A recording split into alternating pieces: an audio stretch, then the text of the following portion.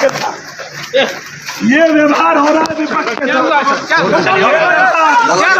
ये व्यवहार हो रहा है, ये व्यवहार हो रहा है विपक्ष के साथ।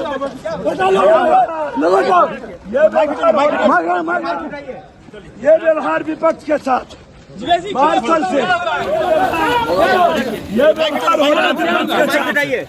ये व्यवहार विपक्ष के साथ मार्शल से क्यों बाहर से बिहार में जो दंगा हुआ, जो हिंदुओं पर अत्याचार हुआ, हिंदू के रामनवमी जुलूस पर पत्थरबाजी हुई, हिंदुओं को कत्लेआम किया गया।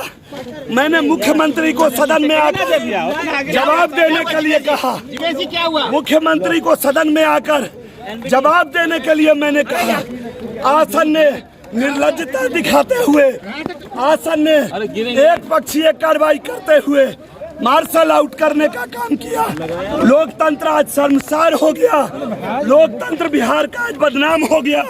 जिस तरह से सदन के मुखिया है मुख्यमंत्री, मैंने उनसे जवाब तलब किया कि